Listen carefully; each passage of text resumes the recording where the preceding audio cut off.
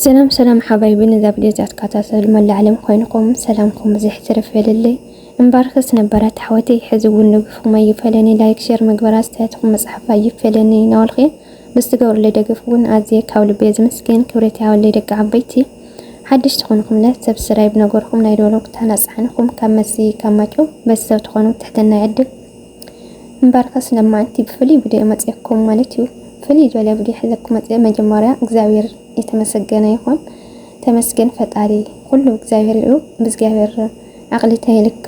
እናት hayuka ዘይخون ነገር ያለ ማለትው እናት ተመሰገነ ይስተባረከ ይኩን ተመስገን ፈጣሪው እናት ሒስኻሲ ዘይخون ነገር ያለ ፈጣሪ ኃይሊ ማለትው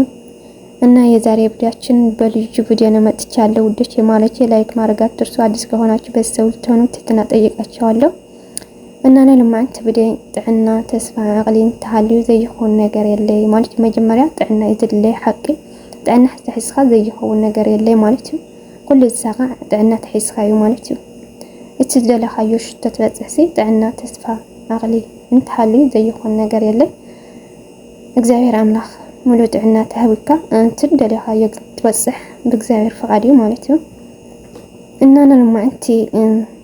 ሙሉ ፍጽም ይበረል ኸይቱልኒ ለማዕቲ ብናይ ገዛ የመጽኩም ማለት እዩ ገዛ ያብዝ በጽሕንሁ እግዚአብሔር አምላክ ሙሉ ፍጽም ይበረል ኸይ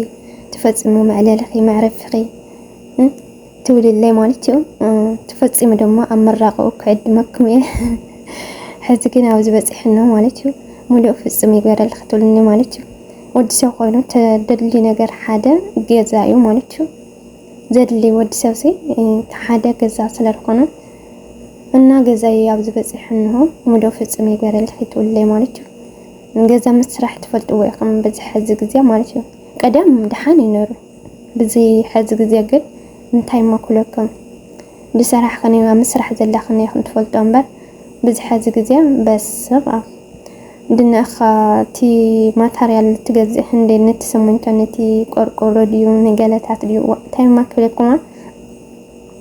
ቀደም ድሓን ይኖሩ ወላ መሬት ትገዝእ ወላ ነቲ ስምንተ ይኩን ሁሉ ነገር ሲርካሽ ይነር ቀደም ማለት እዩ በዚ ሕዚ ግዜ ግን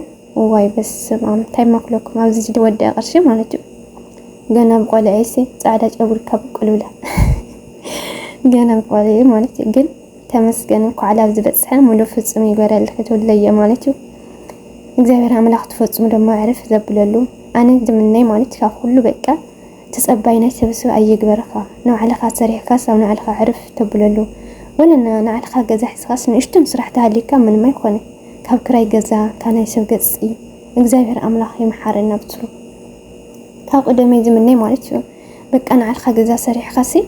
ንእሽቱን ስራሕ ዋላ ትኩን ምን ንዓለኻ ስራሕ ትሰርሕ መጀመሪያ ተድሊ ነገር ግን በቃ ካናይ ሰብ ገጽ ካናይ ሰብ ክራይ ገዛ ይምሓረና ማለት እዩ ንዓለኻስ እግዚአብሔር አምላክ ንዓልና ይፍጠረና እና ብጣዕሚ ያነ ካብ ቀደመይ በቃ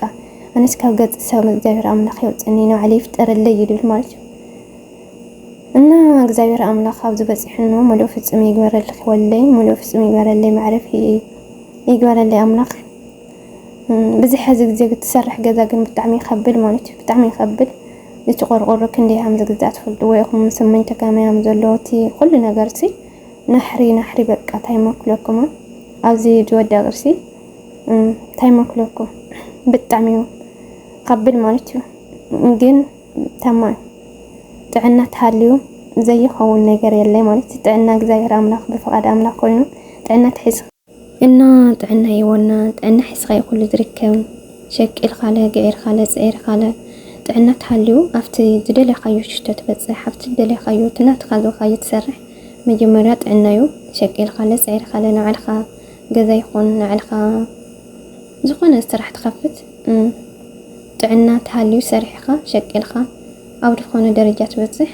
ወናው ጥዕና እዩ ዝደለይ ማለት እዩ ዘለናዮ ጥዕና ይሓበና እግዚአብሔር ኣነ ኩሉ ግዜ ዝምነይ ማለት እዩ ብቻ ንዓልኻ ስራሕ ንዓልኻ ገዛ ሰሪሕኻስ እፎይውኻ ተመስገንውኻ ተዕርፈሉ ካብ ገጽ ሰብሰይ ይምሓረና እግዚአብሔር ኩሉ ግዜ ካብ ቆልዒስ በቃ ንዓልኻ ገዛ ሰሪሕኻ ማዕዚኻ ተመስገንውኻ ተዕርፈሉ ዝብል ማለት እዩ እና ሙሉ ፍጽም ይገበረለይ እንትፈጽሙ ደሞ ኣብ ምራቀክ ዕድመኩም ሙሉእ ፍጽም ይገረለይ ማለት እዩ እግዚአብሔር አምላኽ كل ነገር ተፈጽሞ አቁሕተይ ከም ዝገዝአ ከም ፍጽም ሙሉለይ ዲዛይን እኮ በቃ ምረጽለይ እስኪ ዲዛይን አቤት አቤት አቤት ምኞቴ እኮ ምኞት አይከለከልም ነው ምኞት አይከለከልም ስለሆነ በቃ ካቀደመስ በቃ ታይመክለኩም ገዛ ሰሪሕካስ ከም ዝጽብቕ በቃ ታይመክለኩም እንባዝ ሞልኦ በቃ ከም ዝስተይክለኩም ግን ይኹነልህ እስከወኒ ምኞት አይከለከልም ስለሆነ كل ጊዜ ምኞተይ ማለት እዩ በቃ ናዕኻ ገዛ ሰሪሕካስ ዘና ዝበለ ማለት እዩ እና እግዚአብሔር አምላኽና ላው ይብቃኒ ምረጽለይ እስከ ዲዛይን መናፈሻ ተደልኩም ለከምዚ ክኾነለይ ገዛኡ ለከምዚ ናይ ቀደም ወለስ ከምዚ አዋዝ ሞልኦ አቤት بعيني እግዚአብሔር አምላኽ ትመነይ እምበር አይኸለካ ይዝሃል ግን ክኾን ተስፋ ይገብር ማለት እዩ በቃ መዝናኛ ተዝናነይ እኹማው ገዛይ ማለት እዩ ክዕድመኩም አምራዓይለ አቤት አቤት አቤት እና በቃ ከምዚ ገዛ ክርኢ ከለኹ ብጣዕሚ ገለ ይስማዓኒ ማለት እዩ ከምዚ ዓይነታት ገዛታት ክርኢ ከለኹ በቃ ናዕልኻ ደይኮነ እየ ዝብል ግን እግዚአብሔር አምላኽ ትመነይ እምበር አይኸለካ ይዝሃል ገዛይ ትፈጽምለ ወላ ከምዚ ይኮነ ከምቲ መጽለለይ ማዕረፍ ይተኾን ወላ ንእሽተን ትኾንሲ ናዕልኻ وفي بقى تعرفوا لس እግዚአብሔር ያህበና ማለት እዩ እግዚአብሔር